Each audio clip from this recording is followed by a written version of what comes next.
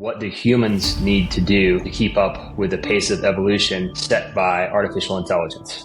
That's the curiosity. How can humans step into creativity, resilience, adaptability at an increasingly accelerating pace? There's exponential acceleration in that evolution. So now it's really incumbent upon humans to say, okay, when it comes to things like creativity, imagination, adaptability, resilience, and performance under pressure, I really need to step into training these things, because these are going to be the determining factors in how fast we can create. Because the lowest common denominator here is no longer technology. It's now quickly becoming the human. I believe the human has unlimited potential. So I'm not worried about this at all. This is actually very exciting from a freedom perspective, but it falls back in our court as humans to step into what we're really good at and start imagining how good can it be. Welcome everyone. Today I have the pleasure of being joined by Jack Swift, who is CEO of the Liminal Collective. Jack, it's great to have you with us today. Good to be here, Henry. Thank you for having me. No, it's a pleasure. So to kick things off, I'd love to understand a little more about you and your story. There's a real reason why you're here on the podcast today, and we're going to delve into some of those fascinating areas which you've had experience in, from elite military to sport to scaling highly successful companies. But first off, who is Jack Swift and what is your story? Yeah, I think Jack Swift is a little ADD. That's really who Jack Swift is. And, ultimately, he's a lifelong learner. And really, I have enjoyed just exploring many different aspects of life over the last, 5+ decades. And that includes sport, business, and the military. And in each category, I think I've learned a lot. And it's mostly curiosity that has driven me into these different areas. What's it like to be a special operator in the U.S. Army Airborne Rangers? What's it like to be at West Point? Can I make it through West Point? What's it like to leave the military and start a career in business and join Janus Henderson, one of the largest asset management at the time, one of the largest asset management companies in the world? Can I learn fast enough to keep up with the graduates that are coming out of Harvard Business School that are much smarter than I am? The way that I tried to keep up with track teammates at West Point. So, many of them went to the Olympic trials, and one, Dan Brown, went to the Olympics twice. So curiosity and challenge and learning is what kept me motivated through those periods of my life. Then in 2007, when I started my first company, could I make it as an entrepreneur? Did I have the confidence to be an entrepreneur and deal with the ambiguity that's inevitable in that space? And had I developed at that point the flexibility, resilience, and ability to perform under pressure to be a successful entrepreneur? And then that company we took public in 2014. So that was a good, finish line, but every finish line is a starting line to something else. And so from there, we saw the emergence of AI on the horizon. And could I, as somebody who already knew the financial services space, could I build in AI? And that was the journey at Tiffin, starting in 2018, 2019. Could we bring AI to the wealth space, to the asset management space? And we did that very quickly, starting 10 companies in 3 years and growing from 30 people to 300 people. Tiffin's just been named as one of the top 250 fintech companies in the world, and it's growing really, really nicely. So again, curiosity with to bring conversational AI into the financial services space, first to bring natural language search to the financial services space. I guess at that point, the curiosity shifted a bit, and I started becoming more interested in human performance, and joined Andy Walsh, who's been recently on this podcast, and at Liminal Collective and the rest of the team. And the curiosity now is, what do humans need to do to keep up with the pace of evolution set by artificial intelligence? That's the curiosity. How can humans step into creativity, resilience, adaptability at an increasingly accelerating pace?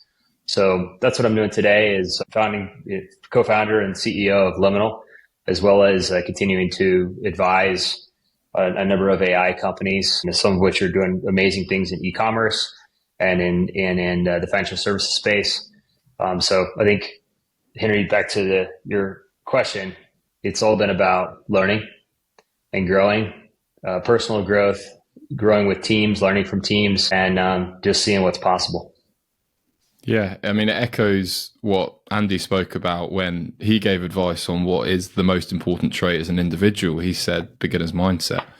To be able to succeed at the top, he says you have to continually reimagine the possible. And what you've spoken about there, AI has kind of completely thrown what possible is and chucked it out the window. And like you say, it's fascinating. What you're looking at now is ultimately trying to stop humans being the bottleneck in a world where AI is causing us to keep up at an astounding pace.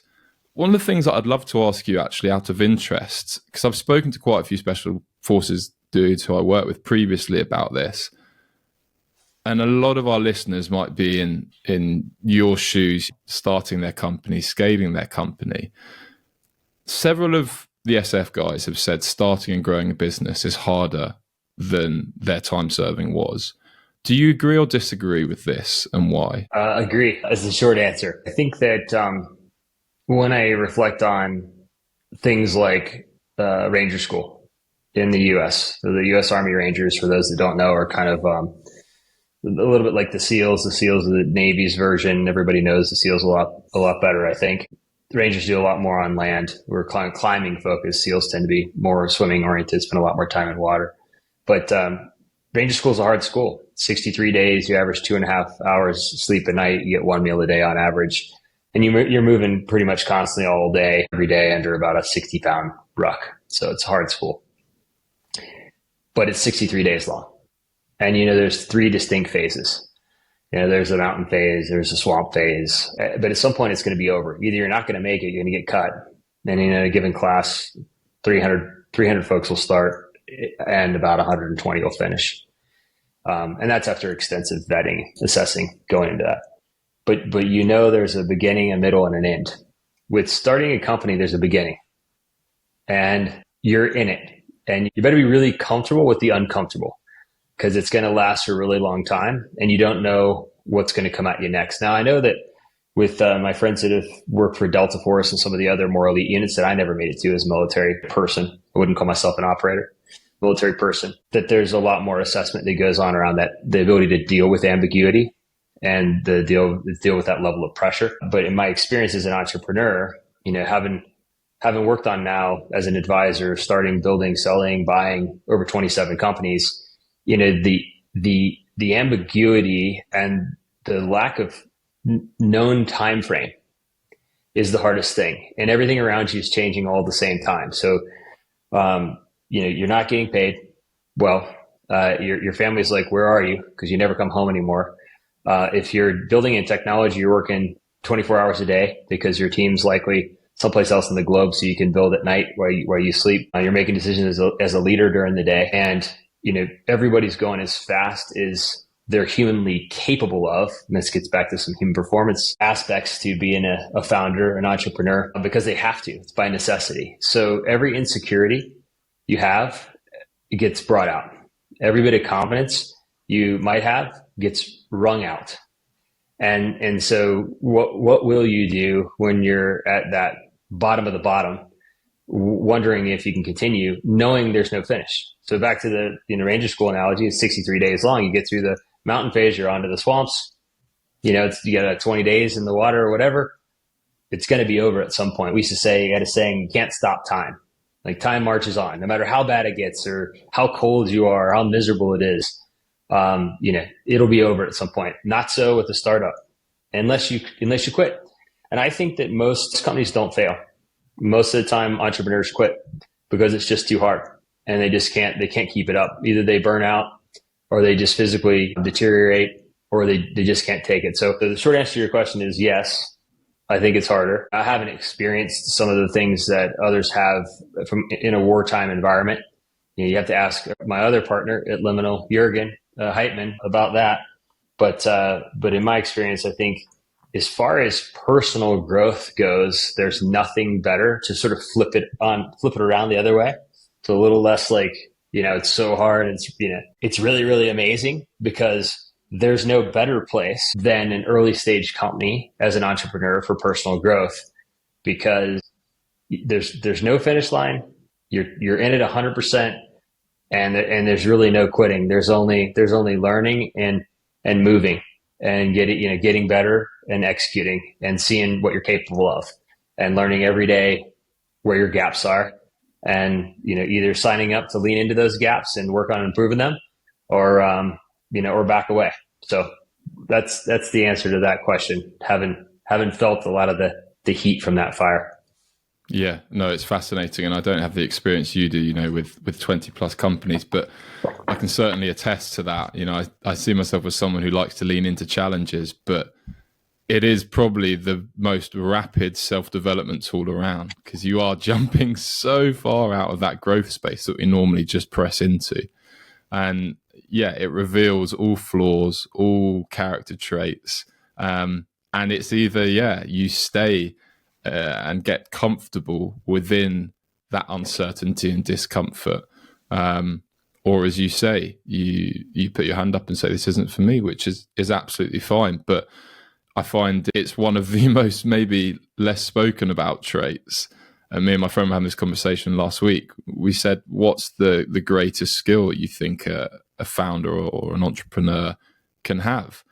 And we just decided between us, with our limited experience, it is the skill to be able to just sit and stay in discomfort. So yeah, it's interesting. And I always love asking that question, because I think a lot of readers would think, no, you're mad, but ultimately, like you say, uncertainty is such an uncomfortable feeling. As humans, we're naturally programmed to seek comfort and to seek certainty, aren't we? Yeah. I mean, so when you ask that question of others, what's the percentage of the community that would say business is nothing relative to what I experienced in the special operations community versus the other way around? Yeah. So I've spoken to 3 over the last year, and every single one of them has said starting their business has been the hardest thing that they've done. And these are guys that have done 2+ decades within special forces, high level of experience.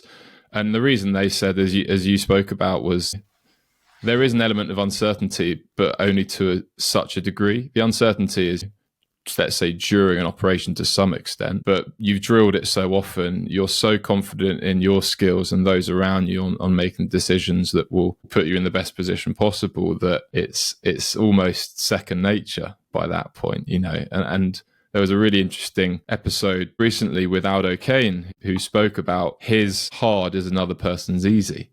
For him, easy is going and abseiling into a volcano, or getting chased down the Congo by Aboriginals, or going into South American drug cartel, and nearly getting killed because ultimately they were there filming and they didn't like it. Whereas his hard, that's in a way his easy. His hard is being emotionally vulnerable. It's doing things that he isn't necessarily trained for in a specific context. So yeah, I think what you've said makes total sense and really echoes what others have said out there. Yeah, I mean, can we drill down on that for a second? I think the training part, because that's a critical part of what I believe is lacking in the market for entrepreneurs. I mean, I live in Boulder, Colorado. Techstars is based here, started here. The earliest incubators. Obviously we have Y Combinator and other platforms that are out there to help entrepreneurs. And this line of thought that I'm headed down is really for entrepreneurs and executives in business. And it's we talk about the special operations community.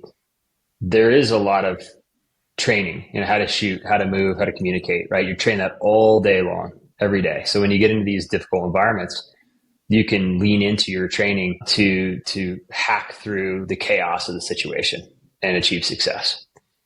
I don't believe that level of training exists for entrepreneurs, founders, and leaders that are now dealing with, it's not the Jack Welch world anymore.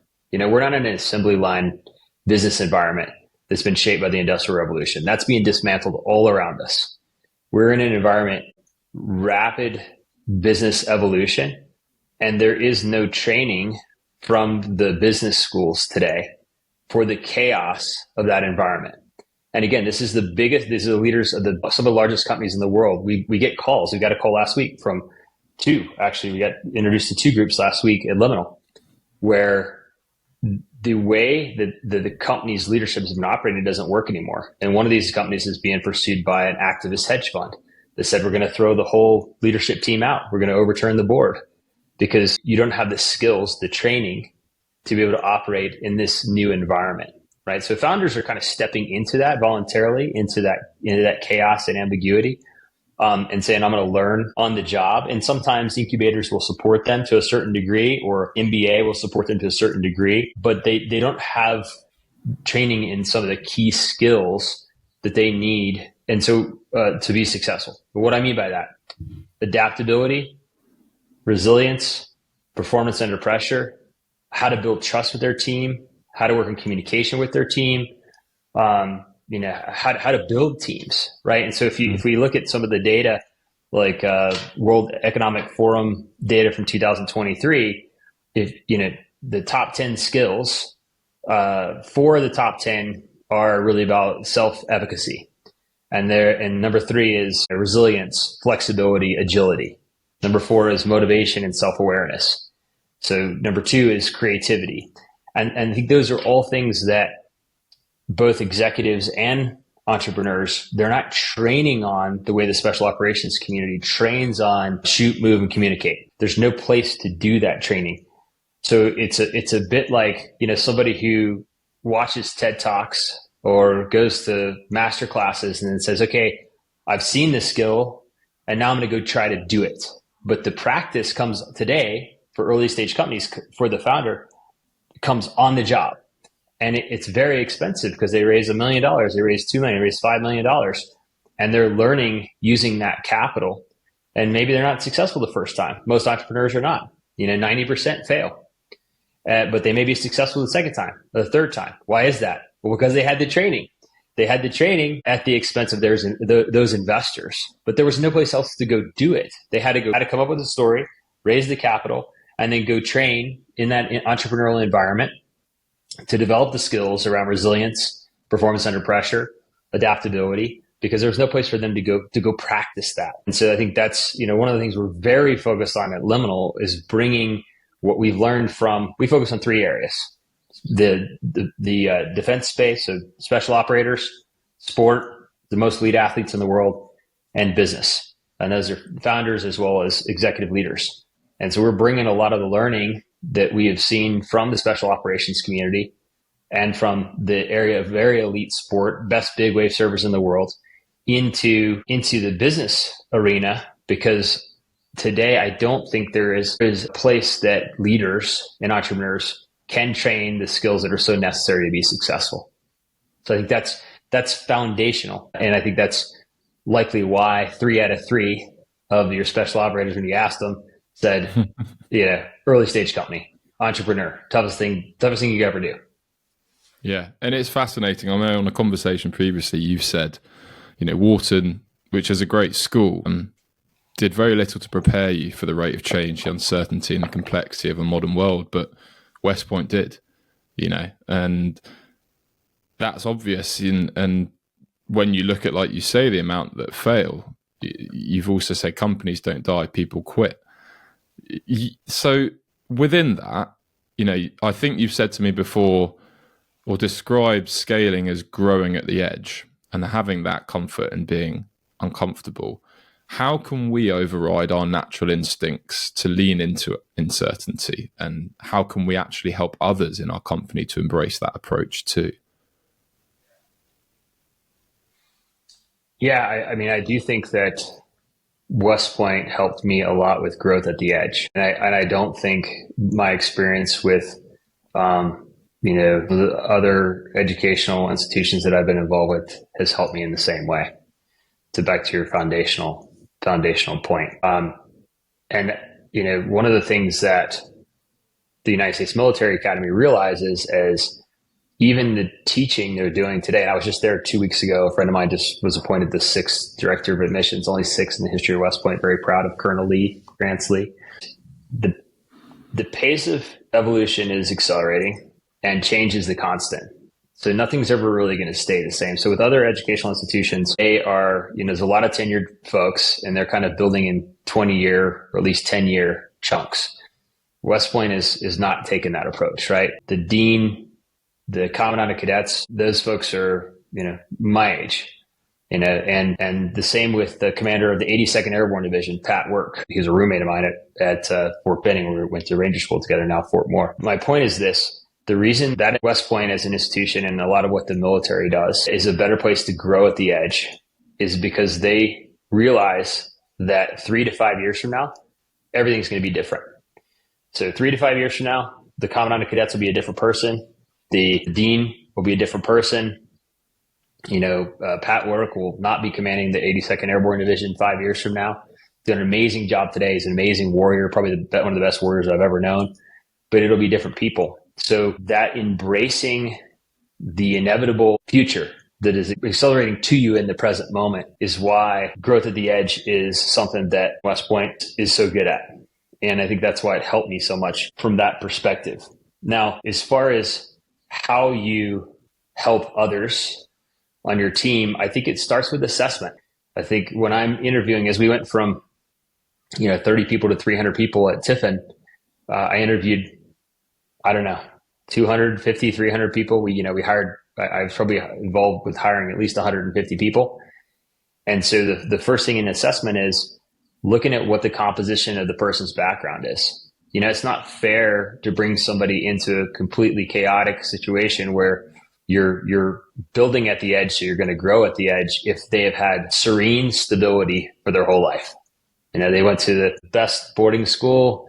They went to the best, most prestigious university, and then they went to work for a very prestigious, very well-established corporation.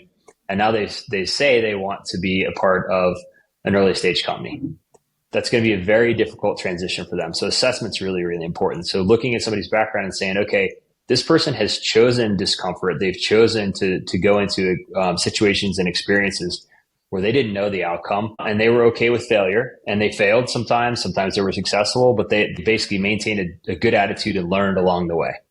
So assessment is critical first and foremost. Then secondarily, and Andy talked about this too, I think when his conversation with you, was core values are foundational. So once a person decides to join because they say, hey, look, I know what I'm signing up for. I've been in difficult situations before. You mentioned somebody earlier today that is comfortable getting chased by, natives, wherever he was. And that description, the person who signs up for that through assessment now is in that situation saying, okay, one of our core values is, and this is true at Tiffin, growth at the edge. Another one might be, we speak the truth and we listen more than we talk. So setting up the basic foundation for somebody who's coming into this environment to say, hey, it's okay if you fail. We're going to fail. I mean, Jeremy Utley, Stanford University, his work around idea flow, that's his book, Idea Flow, is not about why does one company have better ideas than another company? Because they have more ideas. Why do they have more ideas? Because the team feels safe. Why does the team feel safe? Because they know in the core values it's stated that everybody's growing at the edge.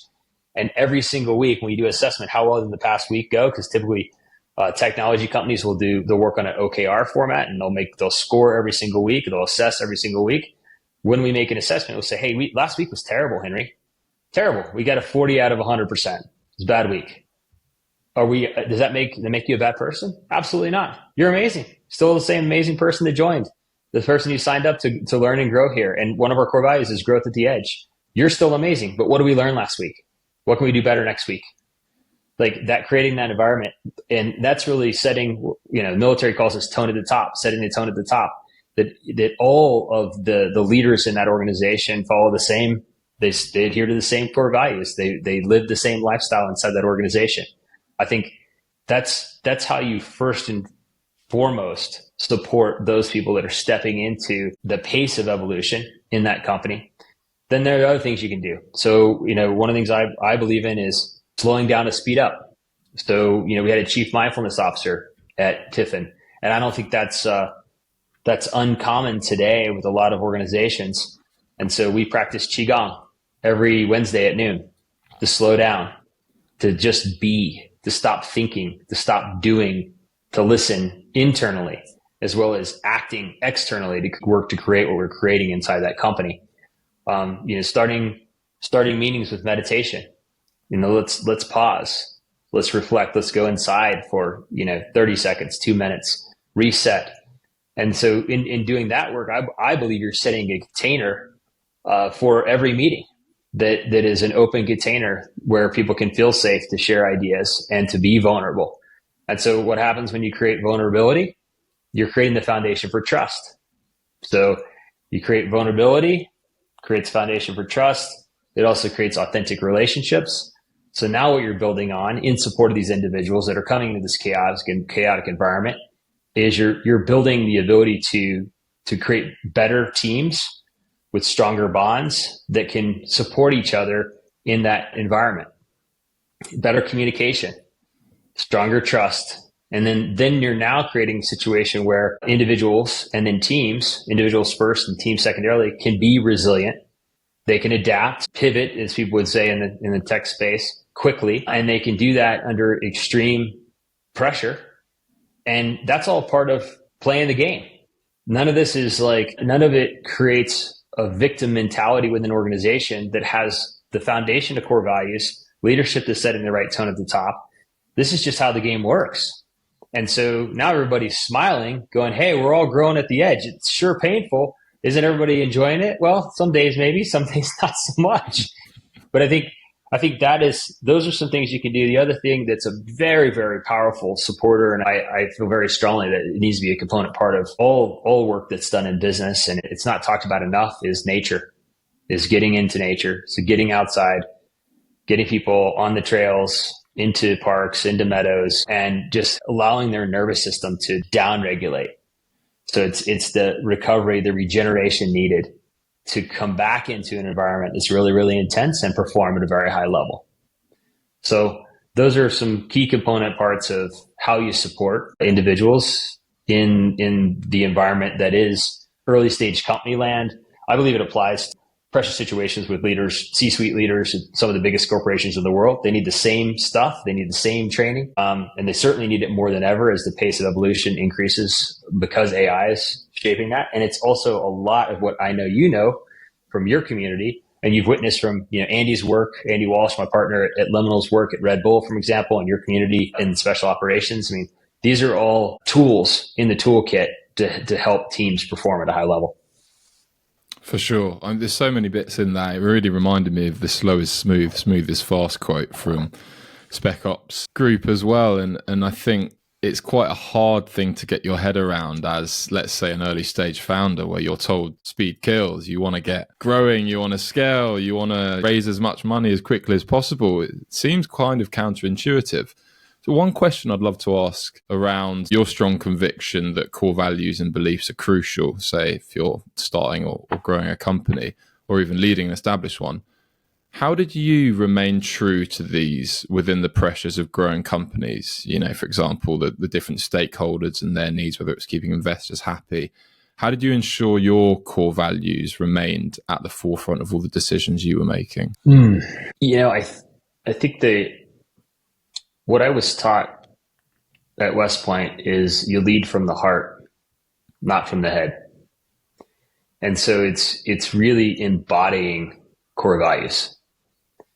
And it starts with the first 2 or 3 folks that are building a company. Then it moves to 10. And so what I mean by embodiment is you feel it in your heart. You don't think it in your head. You don't speak it in a way that comes from having to think about it. You action it from your heart, in your thoughts, through your words, and with your actions. Every single day, all the time. And when these core values live in your heart, and you know what they are, because there's 4 or 5 of them, and they're very straightforward. And they're not like, be ethical. You need to be ethical. But if, let's just say growth at the edge, which is the one you used earlier, is a core value. And that's really important to you as a leader of an organization in your heart. And you feel that. You're not thinking that, you're feeling that every day. Others around you will feel that too. They'll feel it in every meeting. They'll feel it in an email. They'll feel it anytime you're having an all company or an all hands meeting. And what happens is that feeling permeates the fabric of the organization. So as you bring in new team members, they not only feel it, but your assessment of who to hire is using the core values as a filter on who to add to the team. And since you're adding people that also feel it and they want to live it, they want to live those core values, then it builds on itself. And so you build momentum like a massive wave in the ocean. It starts as a ripple pulled, by the moon, gravity, a little bit of wind. It builds and builds into a very, very large wave that carries a lot of energy with it. And so if the values reside in your heart, if they're embodied in everything you do, if the team that you're surrounding yourself with, first leadership team, then the rest of the organization also feels that, and then they use it to hire others that feel the same way, then it becomes, it's like it operates on autopilot.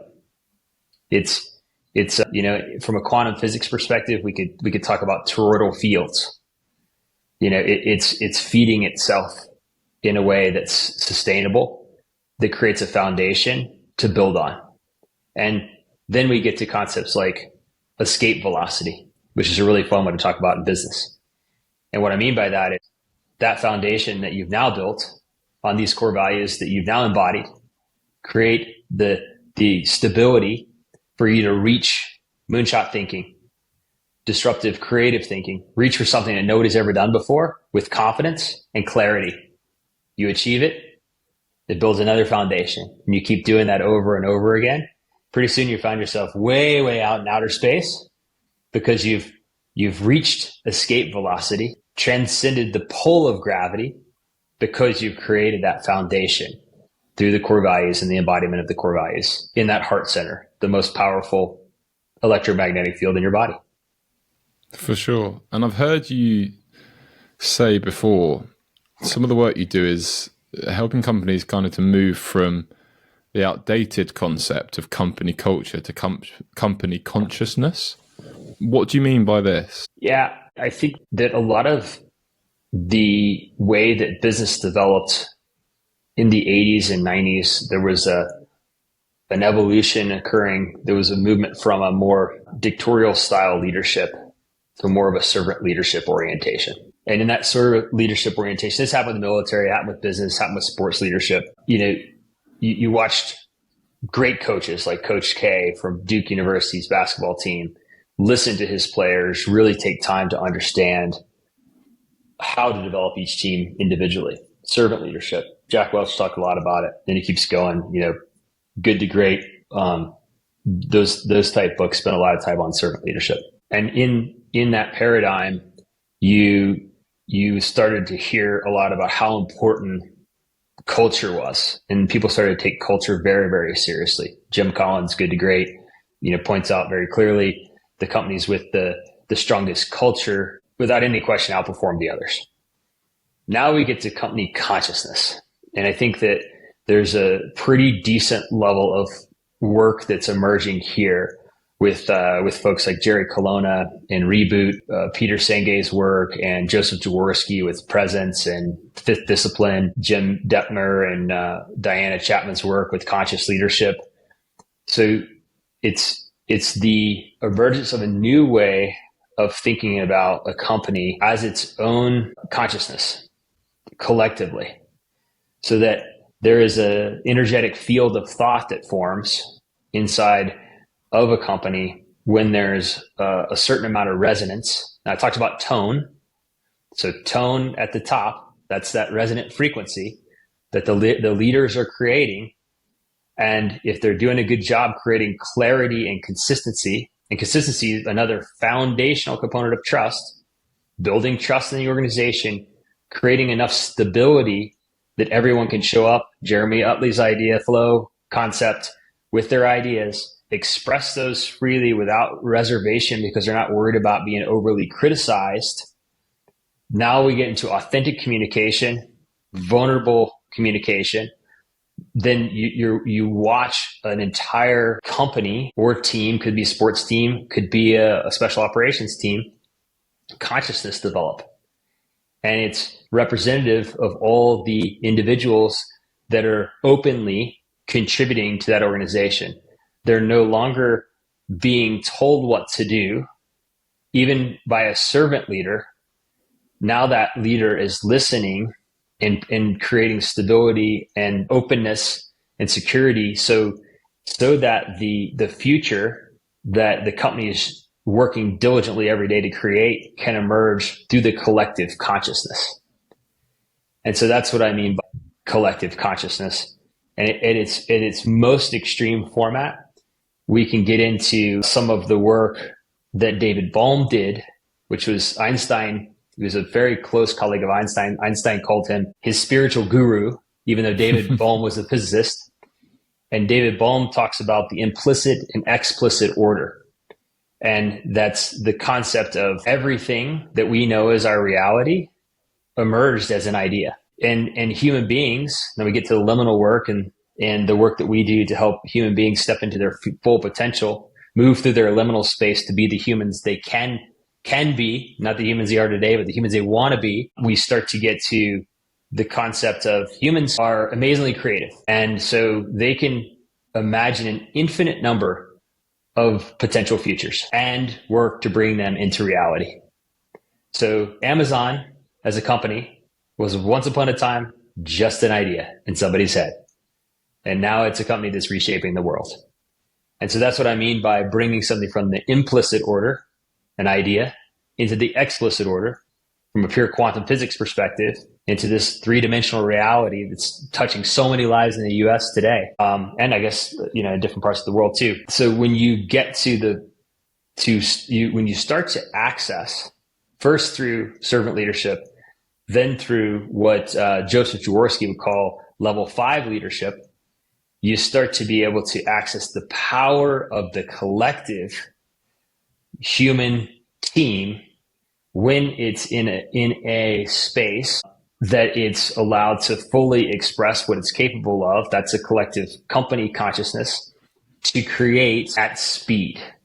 And so I believe the pace of innovation today is largely due to the fact that companies have and are allowed to have their own consciousness, are developing very rapidly, and the leadership that is working with these companies is no longer acting from a place of fear, where leadership feels compelled to know the answer, to be in charge, and to tell people to get back to work and do what they're supposed to do.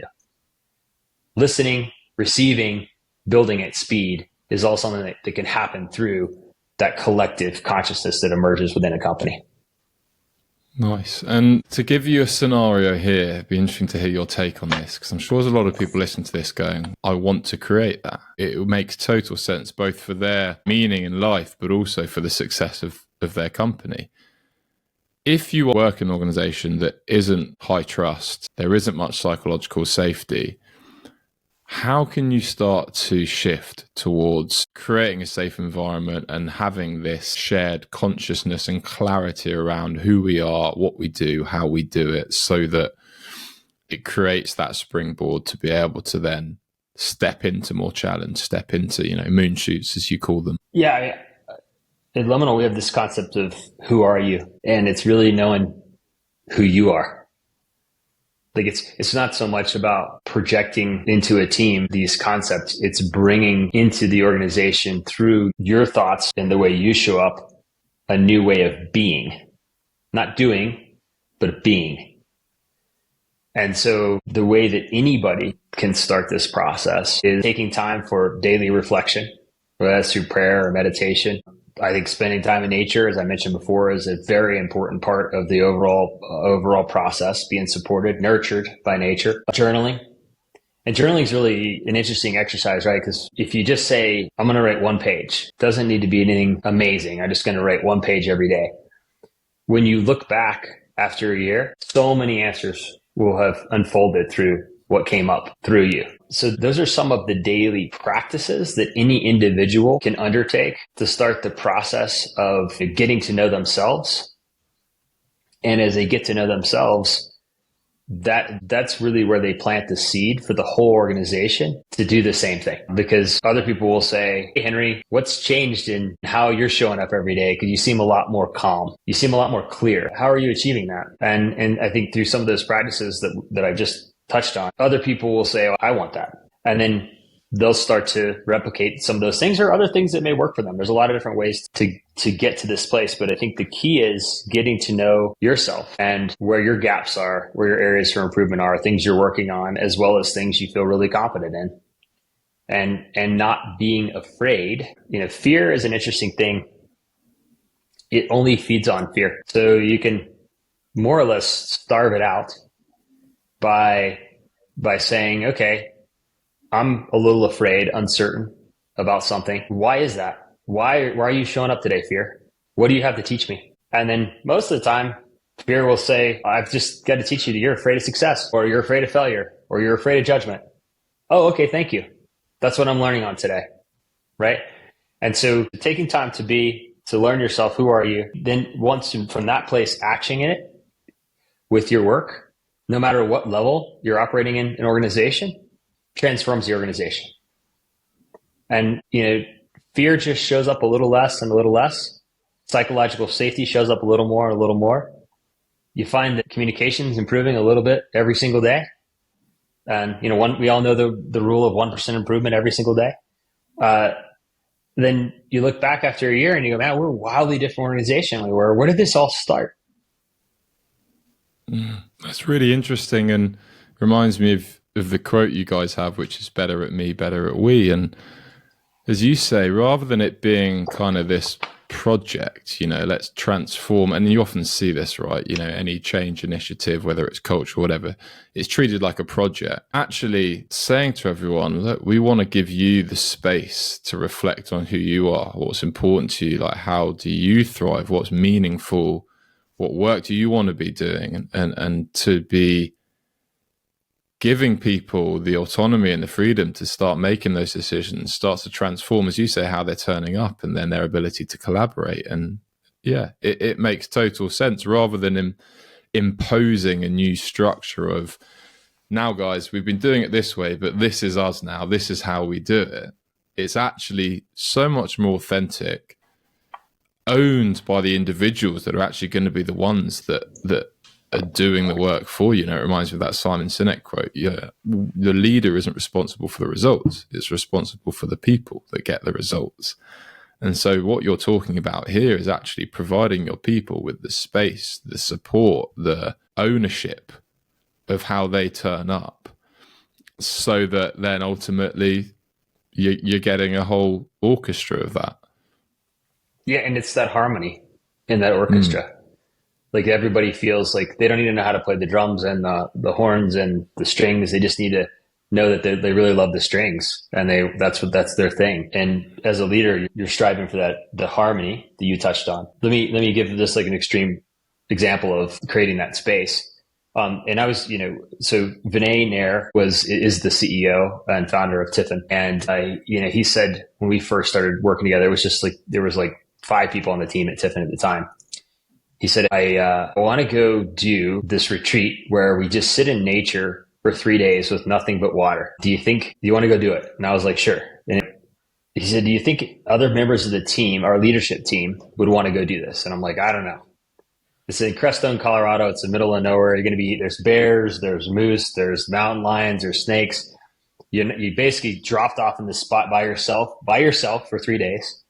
And you just sit inside this 18-foot circle. Now, this is a Native American, Andy Walsh talked about ancient rituals on the podcast with you before. This is an ancient ritual. It's a vision quest style ritual from the Native American tradition. It's not more complicated than that. No journal, no devices, just you sitting for 3 days. And on the team at that point at Tiffin, we had just added a woman named Niharika Shah. And Niharika had been the chief marketing officer for Prudential Insurance, very large insurance company.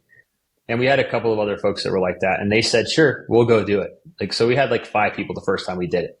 Now we repeated this a few times, but at first it seemed extreme for a lot of these folks that, Niharika lives in New Jersey, had spent most of her life working in Jersey City and New York. for her to go sit in the middle of nowhere, Colorado for 3 days by herself was pretty intimidating. But what we were doing in that process, and I think very powerfully, was creating the space to just be with yourself. And also a lot of people being with themselves for 10 minutes is a very, very intimidating growth edge. I've seen some studies that say that people would rather shock themselves than sit with themselves for 10 minutes. And so, we would go do this, sit for 3 days. We'd say to each other as we went in, okay, what do you want to learn? Set an intention, go in, sit for 3 days, come out, and then we'd share as a group. Powerful transformation. Because people had the space and time that we carved out as part of the cultural norm to go sit and be supported by nature and see what came up. And every single person shifted. Most people cry, a lot of laughter, a lot of tears. Everybody got to know themselves much more deeply. And at Liminal, as you know, because you know us, we use things like Cirque Du Soleil training. One of our partners, Ben Potvin, it's a great Cirque Du Soleil, both coach as well as used to be participant, to get people on stage. Those people that say, hey, I'm a special operator, or I'm a founder, 3-time founder. I climbed Everest last week. You can't really do anything to help me grow. Ben can help you grow. Get you on stage. Ben will help you grow. And so I think that what I'm trying to showcase here is like two very different examples of either creating space through setting aside time and going into nature where people can just sit and they can find their growth edges and explore themselves because there's nothing else going on. It's just you, the ants, and the grasshoppers. That's one way to do it. Another way that we might create space with at Liminal is, and with Cirque du Soleil's with Cirque du Soleil background, is to help somebody even in 10 minutes or an hour on stage just to step into new space they've never explored before because they've never acted before. Much more comfortable maybe rafting the upper Amazon, much less comfortable in front of 30 of their peers on stage having to act out, what a blue sky is like when clouds float by, not using any facial expressions or any language, only their body. Mm-hmm. Yeah, it's fascinating. You've said one of your goals at Liminal is to speed up the evolution of consciousness. Is this what you spoke about before in regards to collective consciousness? Is this to speed up individual consciousness? And off the back of that, a lot of people won't have the privilege, and I do say privilege because I know the amazing work you guys do of working with you. And a lot of people will probably be reading this on a commute into a job that they're absolutely sending at hours wise, and maybe have young children at home and tons of responsibilities that just feel like they can't carve out enough time to create that reflective state of mindfulness. How would you advise people best utilize a small amount of time they have? Yeah, I think first, I'd like to say that through any work that I do individually and any work that we do at Liminal, we would like to continue to support the evolution of consciousness. I don't believe that we are capable of doing anything necessarily to speed it up. It's on its own trajectory, and we want to support the evolution through individuals, teams, and creating communities of creatives, people that are elite performers in sport and people that are elite performance in business, as well as special operations and the work that they do. And so I think that's just an important annotation relative to the concept of consciousness evolution. When it comes to individuals and those that feel like, man, I'm just trying to survive here. I have a 2-year-old, I got a 5-year-old, I got a job, I'm not sure I'm going to be able to pay the bills. I don't think there's any better place to reflect than in the present moment. I think that stepping into the present, and it's not hard to do. If you're wondering like where it is, it's right where your breath is. Just breathe in and breathe out. And that space between the inhalation and exhalation, that's the present. And if you can hold that for 10 seconds, 5 seconds, hold the breath for 5 seconds and realize you're in the present moment, then you've taken the first step. Because in that present moment, you are no longer caught in the loops of the past. By that, I mean, the stories we continually tell ourselves every single day about how things are going to unfold based on our experiences of the past. You're not caught in that. And you're also not really able to worry about the future. So in that present moment, which is free and available to you at any given time, there's the opportunity to reflect on how you feel at that moment. So that's the first step, because you step out of either worrying about the future or being trapped in the past. The next step to that is saying, okay, now that I know where the present moment is, how do I choose to action that present moment? By my thoughts, my perspective? Anybody can shift their perspective anytime they want to. How do I want to shift my perspective? So when I'm on the way to work, I could think, I really don't like it. Or I can think, fortunate to have a job. And now you're in gratitude. And gratitude is a fuel for a lot of transformation. So present moment, gratitude, understanding perspective. Then you might be able to get to a place where you start to see everything that you do as an opportunity to be present and to learn and grow. So rather than resenting, let's say, the train ride, the commute on the tube to the office, you're now in a place, because you're present, of maybe exploring, maybe being curious about others on the train. I wonder where they're going. I wonder what they're doing today. Didn't see those folks yesterday. It's a different group today. Observing maybe in that moment a father, son, or a mom who's got two young kids and thinking, wonder how she feels today. And you might step into something like empathy or compassion. And so all of those things, just following that thread again from the present moment through to perspective, to find gratitude and to be able to live more in the moment from a place of gratitude and compassion, will reshape how your life is unfolding every day. And it really doesn't even matter. Like if you talk to Tibetan monks, when they're washing dishes, hand washing dishes, they're experiencing something that is profound because they're so present and they're not like worried about what's going to happen in the future and caught in the loops of the past. They're just there observing the process of washing dishes. So I think that's where the real freedom is. And I believe that liberation is available to everyone in the present moment. Yeah. And what you're speaking about probably seems so far-fetched to some people listening, not because it's not true at all, but even speaking from personal experience, I started to meditate on and off in my early 20s and for the last, I guess, 6 years or so, do it quite religiously now. And if you'd spoken to let's say 23, 24-year-old Henry, who was thrown into leadership position at a young age and was constantly thinking, oh, what about that? What about this? Am I good enough? Am I not? Blah, de, blah.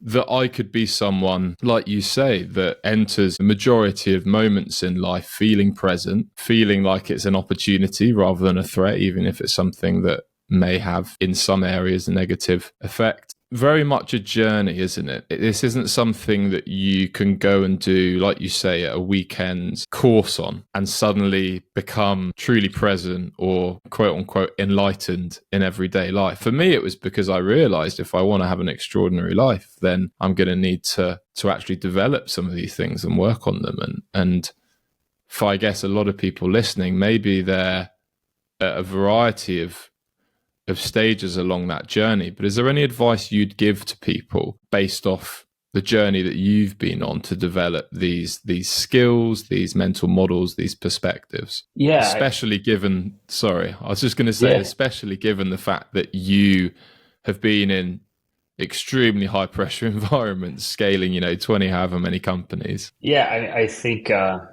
thank you for sharing, your experience. And, I'm not so sure that my experience is that different. I'm just maybe 20 years later in letting this unfold for me, than you were letting it unfold for you. Because my orientation as a Division I athlete trying to go to the Olympic trials, or as a West Point cadet going through that military training, or even as a young executive, the youngest managing director of Janus has ever had at the time. it was a high drive orientation. So it was a make it happen orientation. And at some point I felt trapped by that because the programming in society was all have to make it happen. Even with meditation, people say, you got to basically try harder to meditate. It won't work. It won't work to try hard to meditate. And I think that what I've learned in my journey is it's more about letting go than trying to force something. And the more that you can let go and trust in the process that I can let go for 30 seconds or 1 minute and not pay attention, it's going to be okay. Or I can listen to my team at work and not feel threatened that I should know better. I can just listen and see what emerges as an idea, and that's okay.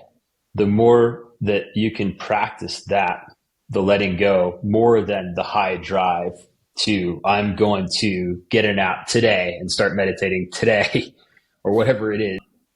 I'm good at, we used to, in the military, we used to joke about mandatory fun, right? It's like, or we'd say, as a West Point cadet, you're required to go to all the U.S. football games, like the U.S. Army football games.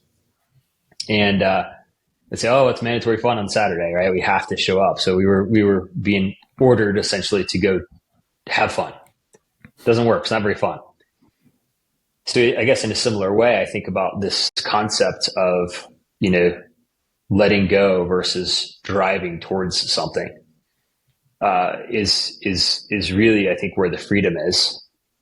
And the more you don't try and just make space for something to unfold and then watch it unfold, and you're amazed by what's happening, and it takes a lot less effort. You've just found yourself in flow, and you might be in flow for 30 seconds, 3 minutes, 30 minutes, who knows? But you found yourself in it, and you know when you hit it because it feels really good. And then saying, okay, did I do this? Because I think for me, it was about 4 or 5 years ago as an entrepreneur when I realized that if I knew when to drive and when to let go, that accelerator, it's not really a brake. It's more of an accelerator. Listen, there's a process that Joseph Jaworski calls a U process, but it's this U as in the letter U. The concept is you move down one side of the U and then to the bottom, and then you move up the other side. But basically it's this listen, receive, action. Listen, receive, action.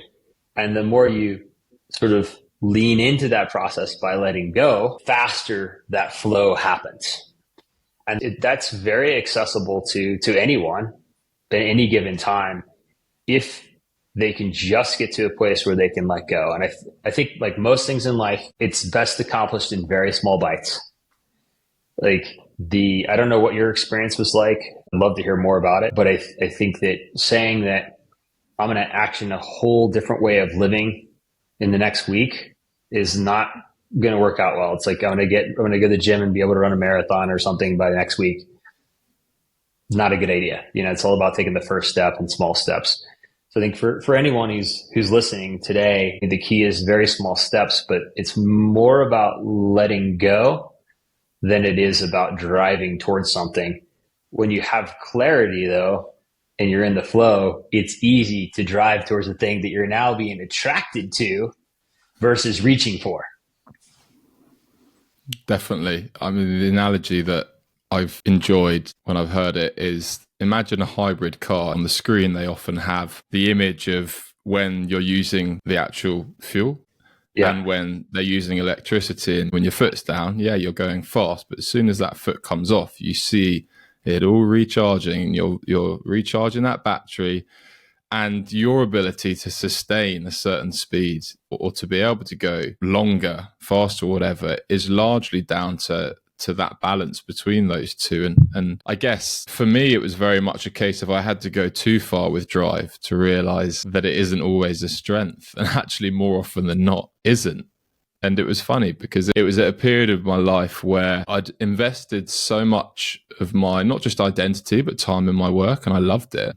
But it was a period where work wasn't great for about 6 months or so. And then on top of that, I realized shit, I don't have what I need around that. And I've always had very close family and good friendship group, but I've moved around a lot with my job, working in sport and then with the military, and now live with my fiance and have someone with me all the time. But it was very much on me at a young age. And I think I realized, well, one, everything on you is not a way to actually achieve what you're trying to achieve. And two, there's going to be times when it is predominant on you and you need to develop the ability to understand when to drive and when to not. And it was kind of a mixture, like you say, at a young age. And I was that person that you were describing earlier, where if you'd probably looked on my CV, went to one of the most prestigious private schools in the UK where they pretty much have the teachers marking the exams. They sit on the board, so they teach you what you need to know from the syllabus. Then went to a red brick uni, which is one of the quite prestigious ones in the UK. And it was only when I entered, I call it the real word, when I entered the workplace that I realized, okay, I've got a lot going for me. I've got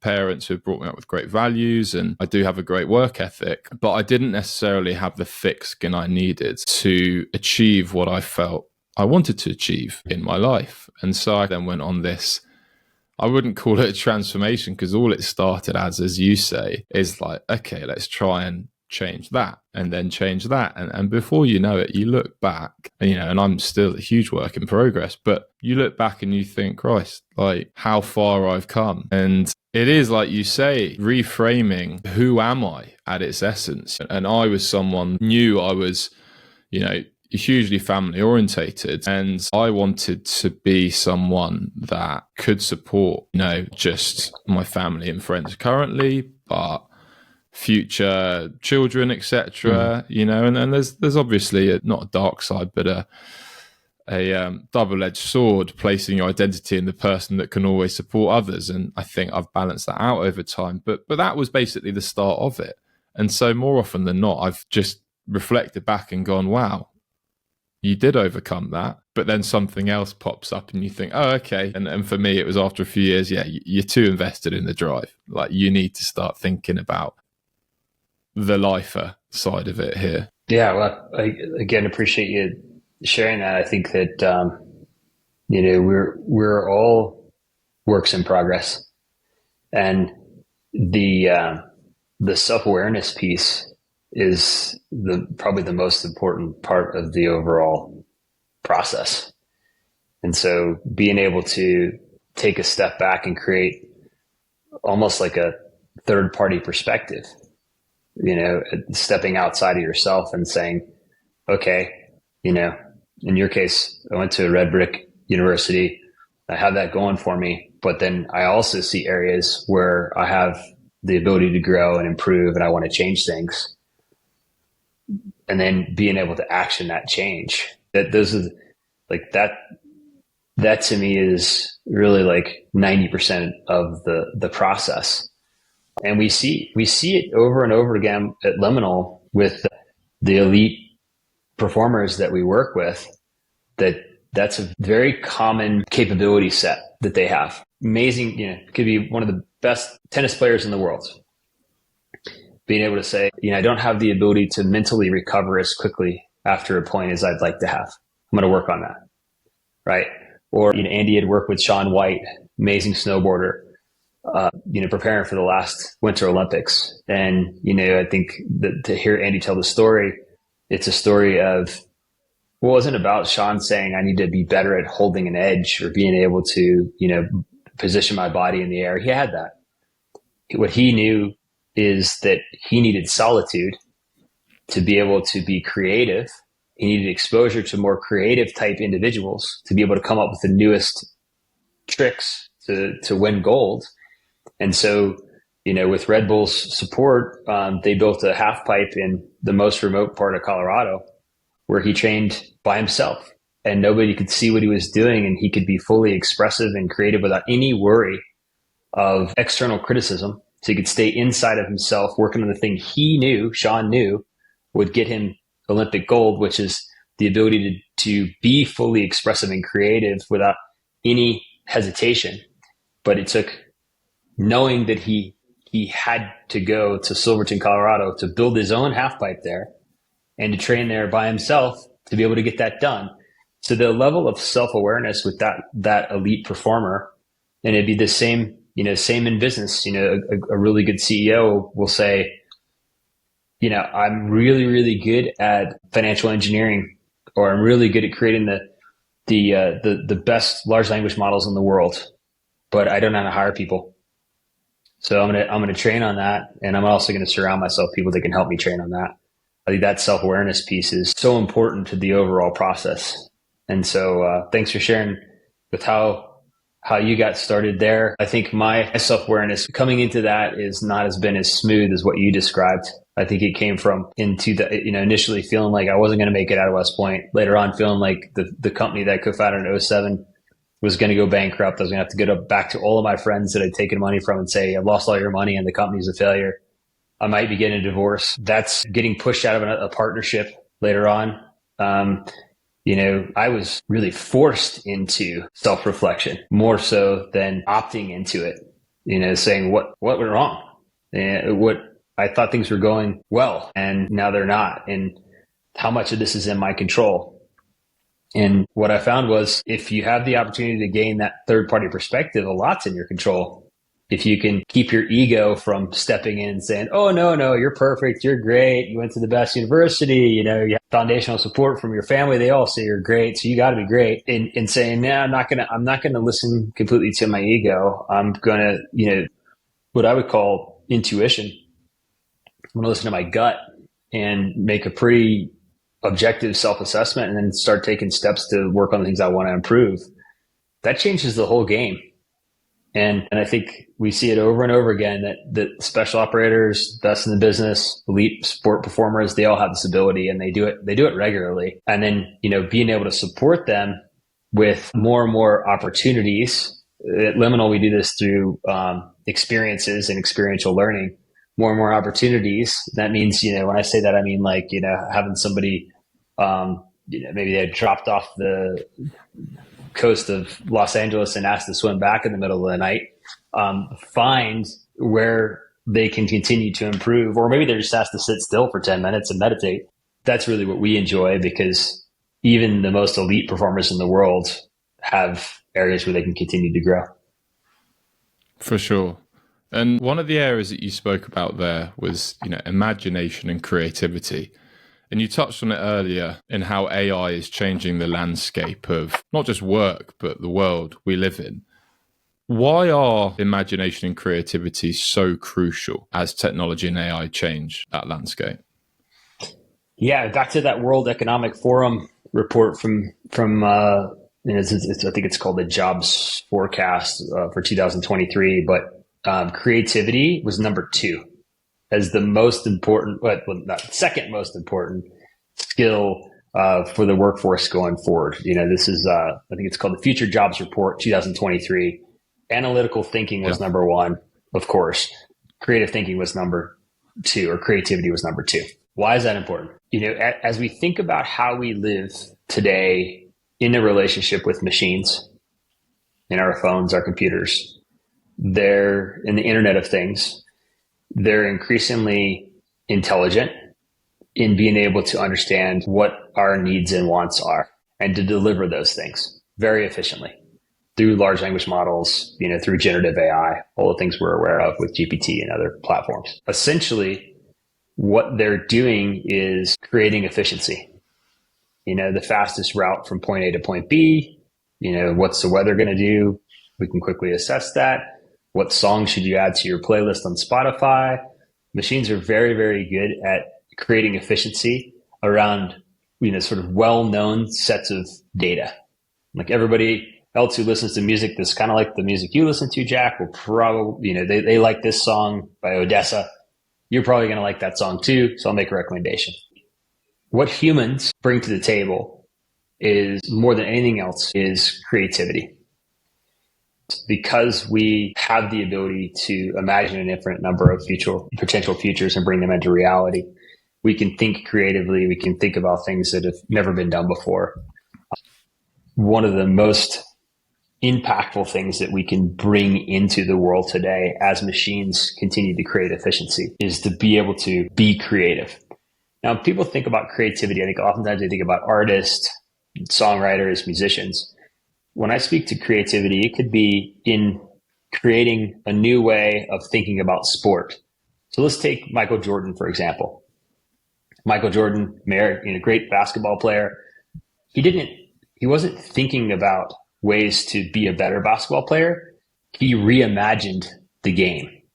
So creativity as Imagineering is really what humans are amazingly good at. And historically speaking, they haven't been able to create with as much freedom because they're busy having to do things like, well, historically, let's just go back, 50, 75 years, wash clothes. Got to take dirty clothes down to the river, got to spend like a half a day washing clothes.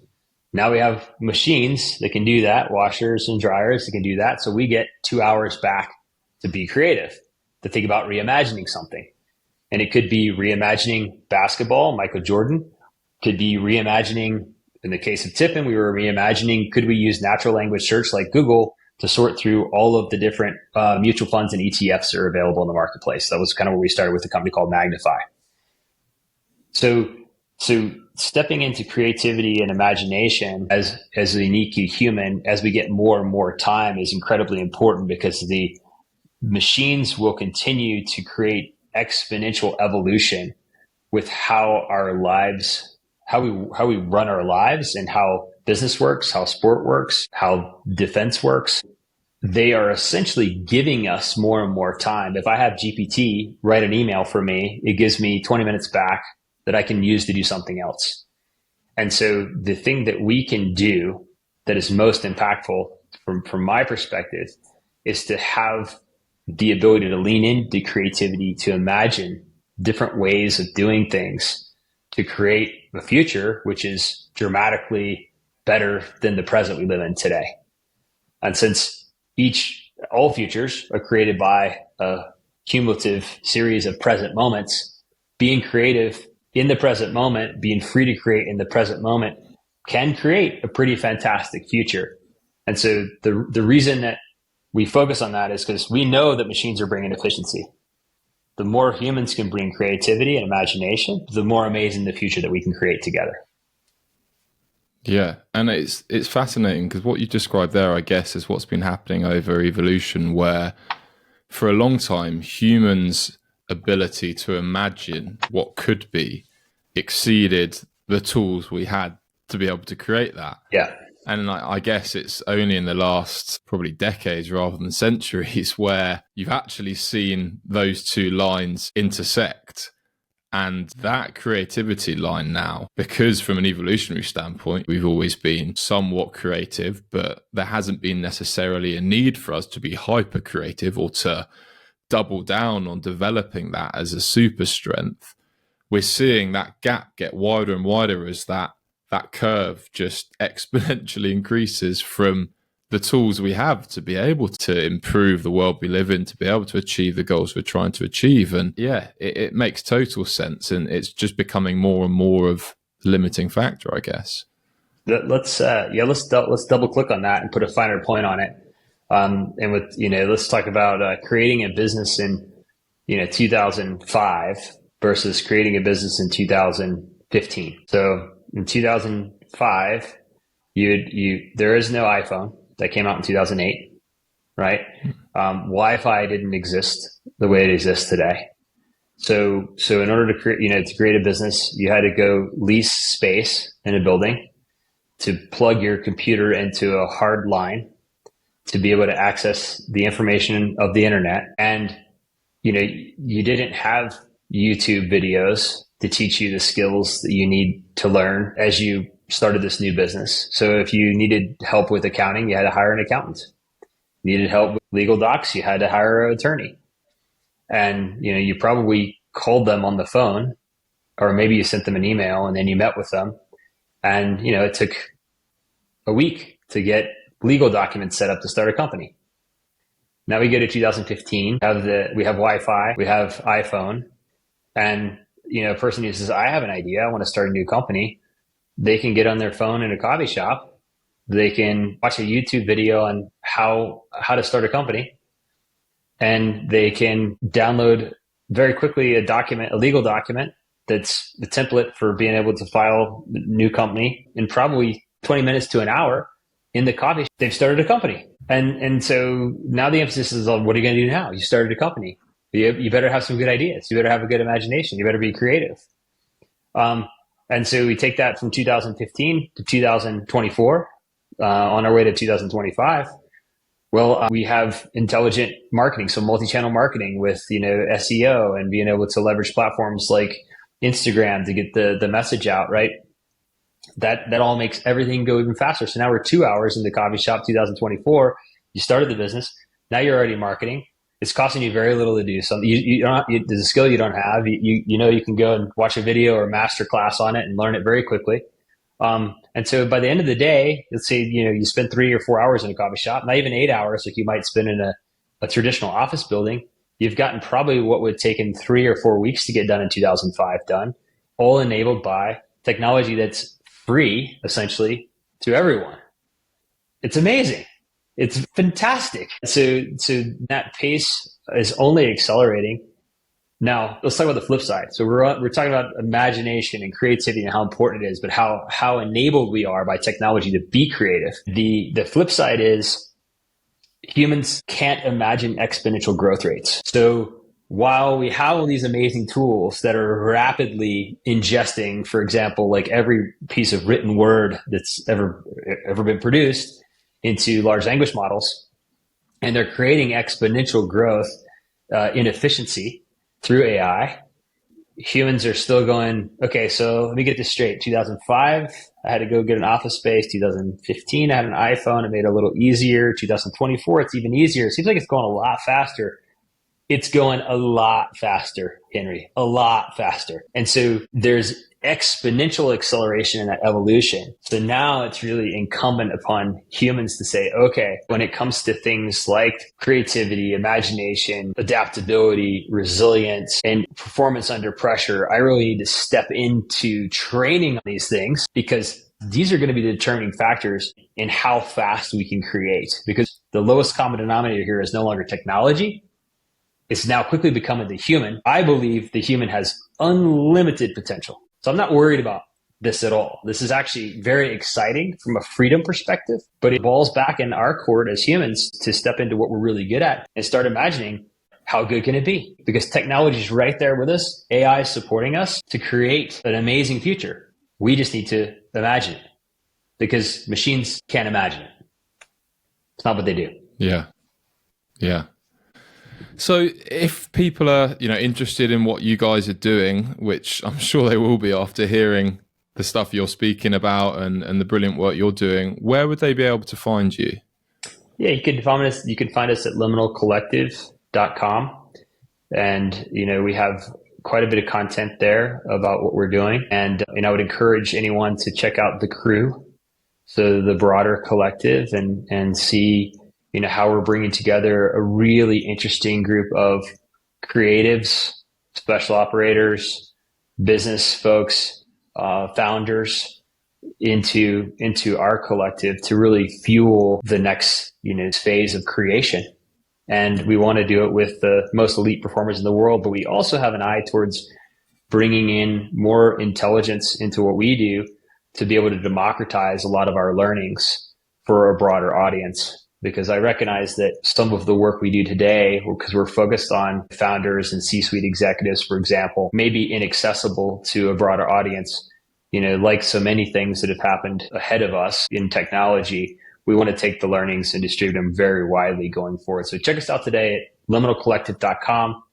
Get to know the crew and our work, and just know that we have an eye towards bringing it to a very broad audience in the future. I mean, it's been a pleasure watching Liminal evolve over the last, how many years they've been going now? In different iterations, it's been since 2016. Yeah, I remember seeing Andy and meeting him and seeing how it's evolved from very much a performance domain, now stepping into others, and I'm sure will continue to have a greater and greater effect for businesses out there, both big and small. So yeah, I would advise people to check that out if the stuff today that we've spoken about has been of interest.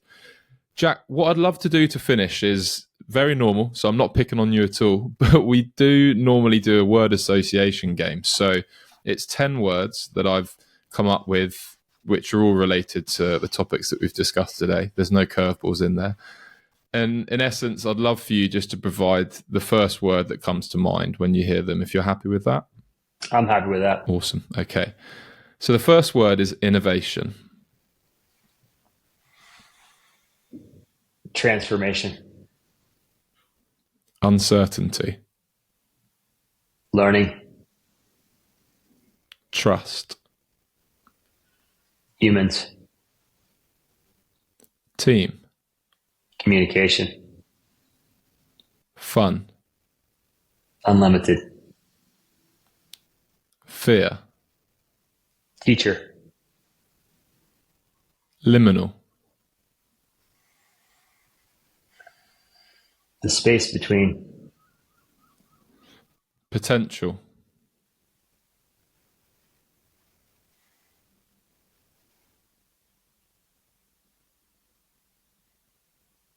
Unknown. Consciousness. Beauty. And legacy.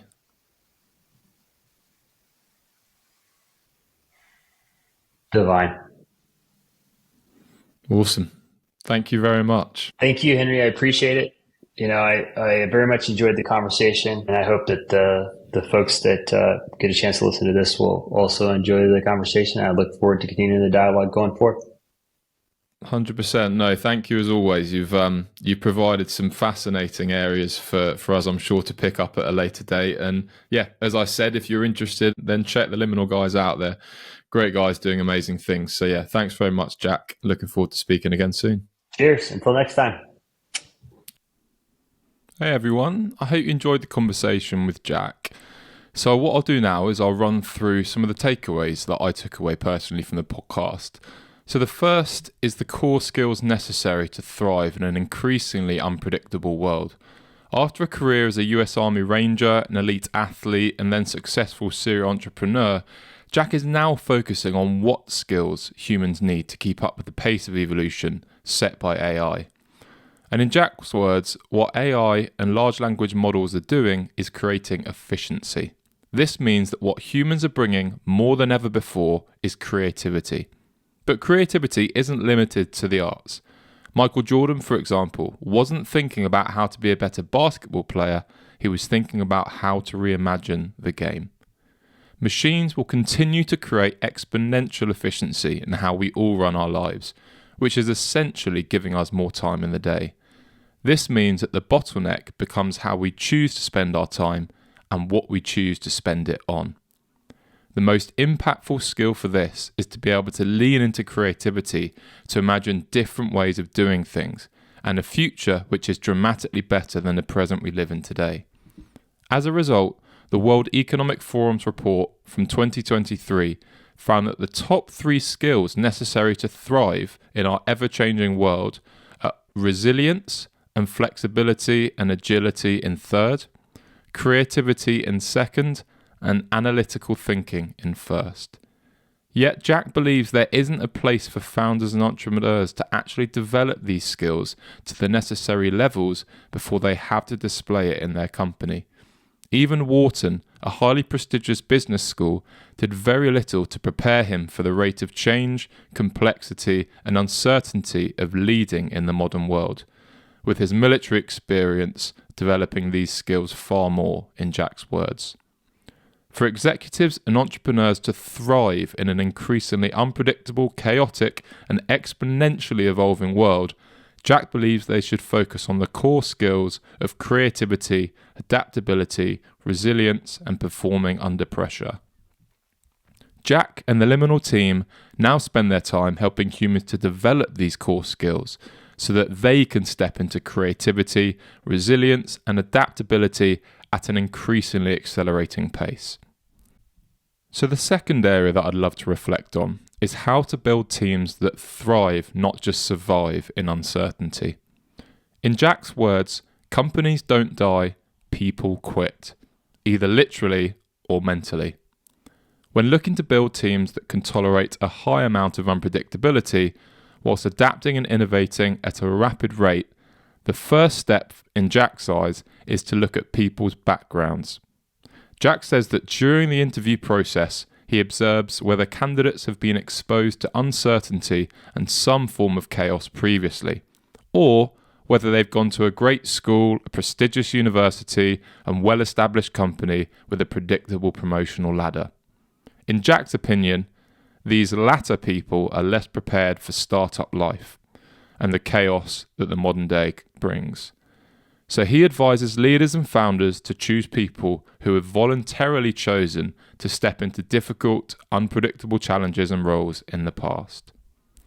Secondly, Jack says that you have to hire people who align with your company's core values of innovation and working at the edge. Jack references Jeremy Utley's book Idea Flow, which says that one company has better ideas than another because they simply have more ideas to choose from. Why do they have more ideas, he asks? Because the teams feel safe. Why do the teams feel safe? Because they understand the core values of working at the edge.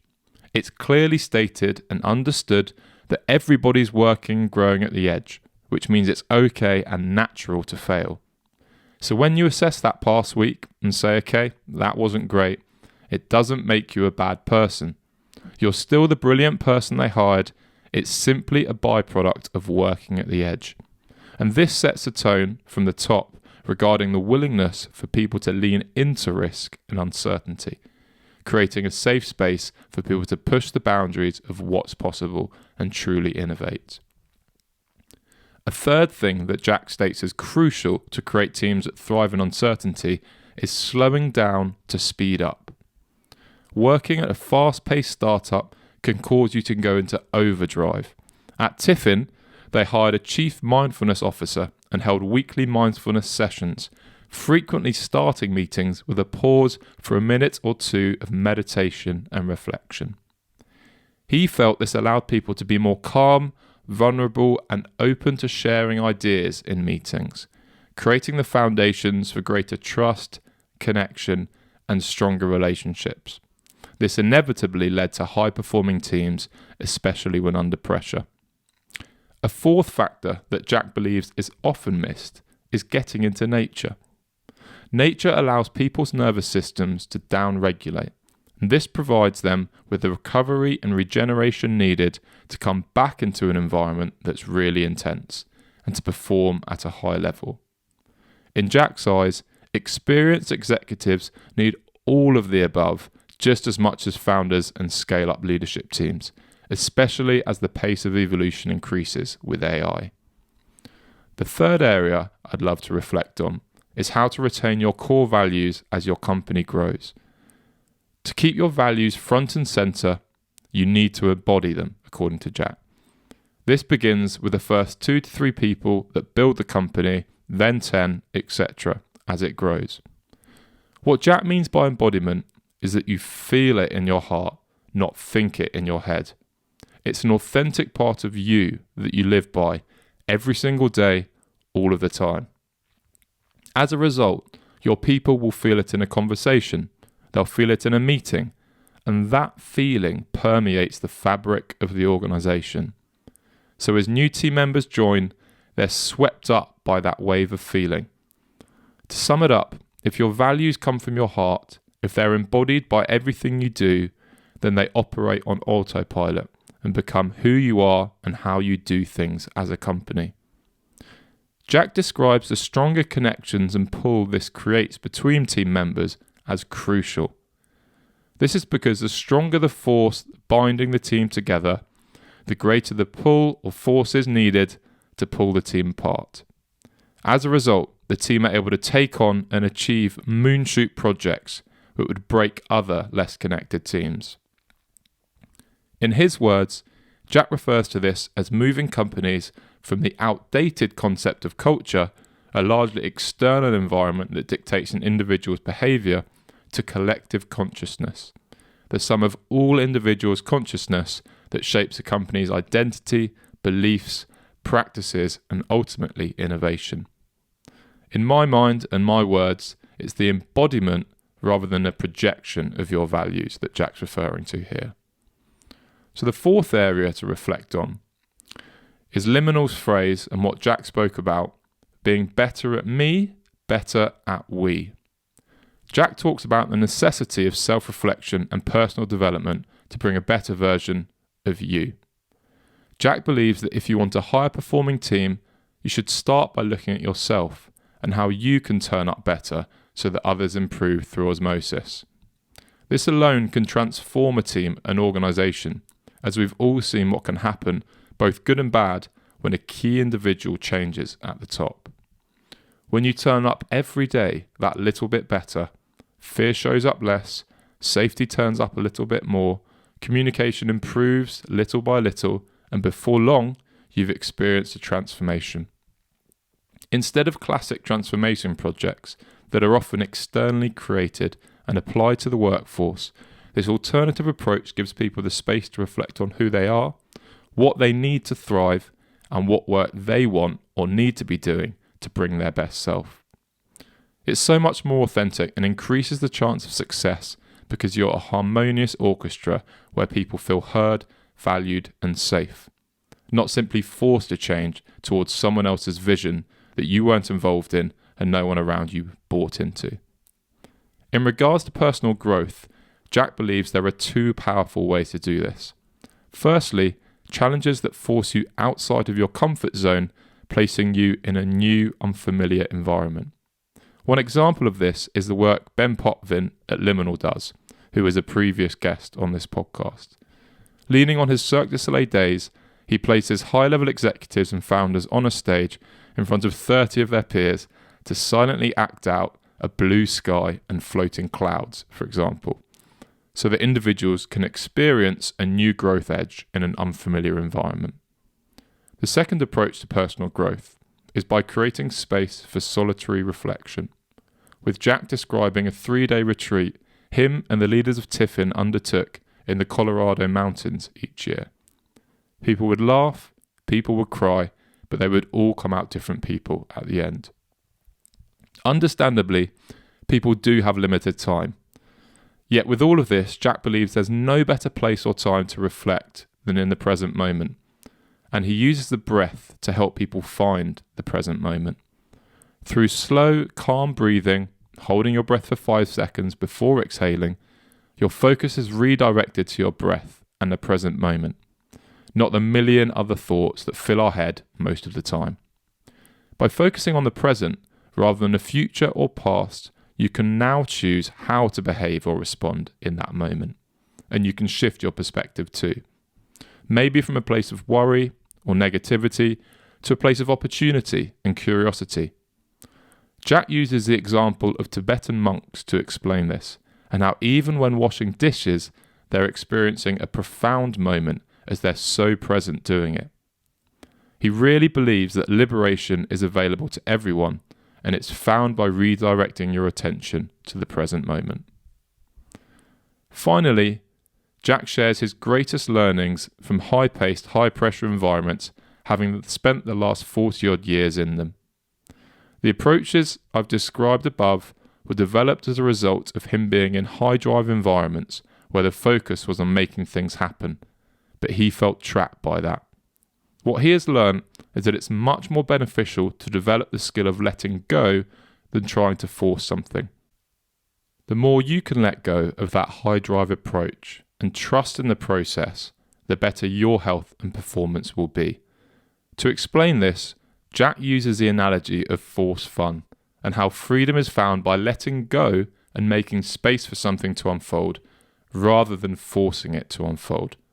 The former is akin to forced fun, whilst the latter puts you in a flow state with much less effort, greater clarity, and improved decision making as a result. So those are my 5 takeaways. Thanks as always for listening, and I hope you enjoyed my conversation with Jack as much as I did. If you did, then please like, share, and subscribe so others can do the same. And do remember to check out the great work the Liminal team are doing at liminalcollective.com. Thanks again for listening, and I'm looking forward to chatting with you again soon.